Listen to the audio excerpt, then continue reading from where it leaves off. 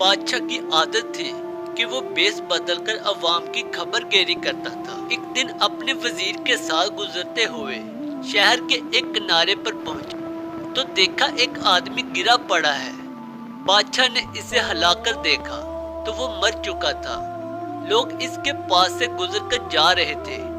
بادشاہ نے لوگوں کو آواز دی لیکن لوگ بادشاہ کو پہچان نہ سکے اور پوچھا کیا بات ہے۔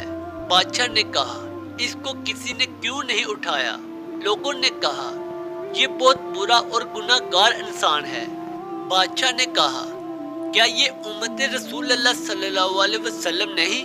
یہ کہا اور اس شخص کی لاش اٹھا کر اس کے گھر پہنچا دی۔ اس کی بیوی نے خاوند کی لاش دیکھی تو رونے لگی۔ بادشاہ اور اس کا وزیر وہی عورت کا رونا سنتے رہے۔ عورت کہہ رہی تھی میں گواہی دیتی ہوں میرا خاوند اللہ کا ولی ہے اور نیک لوگوں میں سے ہے۔ اس بات پر بادشاہ کو بڑا متعجب ہوا۔ کہنے لگا یہ کیسے ہو سکتا ہے؟ لوگ تو اس کی برائی کر رہے تھے اور اس کی میت کو ہاتھ لگانے کو بھی تیار نہ تھے۔ اس کی بیوی نے کہا مجھے بھی لوگوں سے یہی امید تھی۔ دراصل حقیقت یہ ہے کہ میرا خاوند ہر روز شراب خانے جا کر شراب خریدتا اور گھر لا کر گڑھے میں بہا دیتا اور کہتا کہ چلو کچھ تو گناہوں کا بوجھ مسلمانوں سے ہلکا ہو۔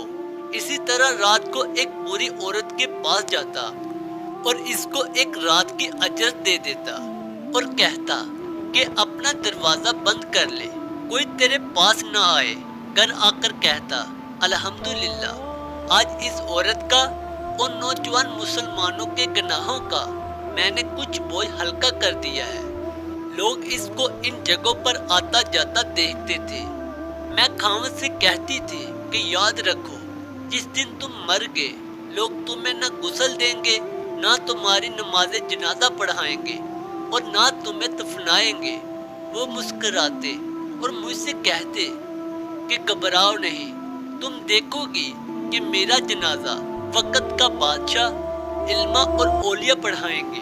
یہ سن کر بادشاہ رو پڑا اور کہنے لگا میں بادشاہ ہوں، کل ہم اس کو غسل دیں گے، ہم اس کی نماز جنازہ بھی پڑھائیں گے اور اس کی تدفین بھی ہم کروائیں گے۔ چنانچہ اس کا جنازہ بادشاہ، علما، اولیاء اور کثیر عوام نے پڑھا۔ آج ہم بظاہر کچھ دیکھ کر یا محض دوسروں سے کچھ سن کر اہم فیصلے کر بیٹھتے ہیں۔ اگر ہم دوسروں کے دلوں کے پیچ جان جائیں تو ہماری زبانیں گونگی ہو جائے۔ خدارہ کسی کو غلط سمجھنے سے پہلے دیکھ لیا کرے کہ کیا وہ ایسا ہے بھی یا نہیں۔ دعا ہے کہ اللہ تعالی ہم سب کو اس پر عمل کرنے کی توفیق عطا فرمائے۔